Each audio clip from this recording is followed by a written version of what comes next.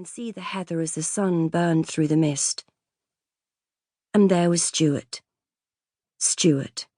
with his kind eyes and infinite patience. Stuart, who had been by her side for more than 3 decades.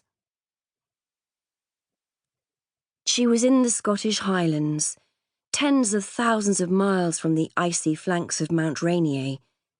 Still, the dream hung over her like a chilling fog, infecting her thoughts. I haven't had that dream in over a year. Her forehead was damp with sweat, and her nightdress clung to her. She took the glass of water that Stuart offered. Her throat was parched, and the water soothed and cooled, but her hand was shaking so much she sloshed some of it over the duvet. How can a person still have nightmares after 25 years? She wanted to forget, but her body wouldn't let her. Stuart took the glass from her and put it on the nightstand. Then he took her in his arms. It's almost Christmas, and this is always a stressful time of year.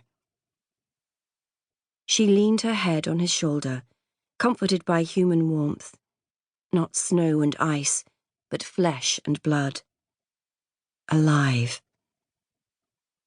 I love this time of year because the girls are home. She slid her arm round his waist, wishing she could stop shaking. Last year I didn't have the dream once.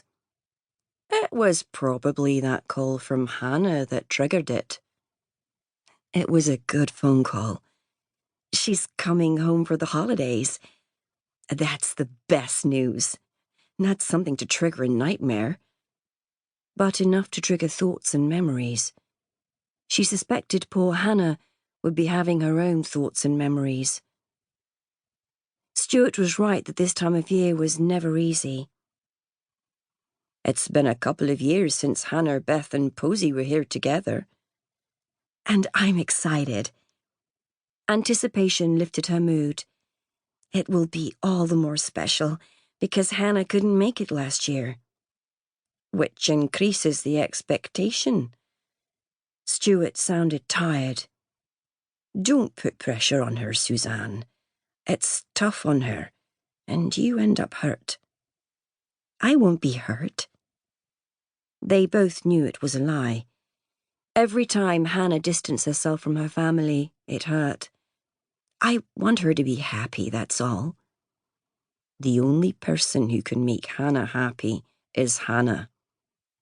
That doesn't stop me wanting to help. I'm her mother. She caught his eye.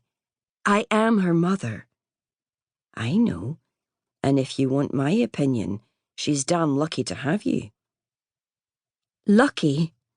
There had been nothing lucky about the girl's early life.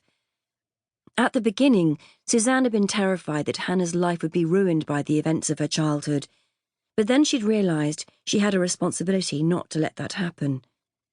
She'd done everything she could to compensate and influence the future. She wanted nothing but good for her daughters, and the burden of it was huge. It weighed her down, and there were days when it almost crushed her. And she'd made him carry the burden too. Survivor's guilt. I worry I haven't done enough, or that I haven't done it right. I'm sure every parent thinks that from time to time. Suzanne slid her legs out of bed, relieved to be able to stand up, walk, breathe, watch the sun rise. She rolled her shoulders and discovered they ached. She'd turned 58 the summer before, and right now she felt every one of those years. Was the pain real or a memory? The dream was bad. I was back there, suffocating in an airless, snowy tomb. Stuart stood up too. It will fade. He reached for his robe. I'm not going to ask you if you want to talk about it, because you never do. And this time was no different. She couldn't stop the nightmares, but she could prevent the darkness from creeping into her waking hours. It was her way of taking back control. You should go back to sleep. We both know there's no...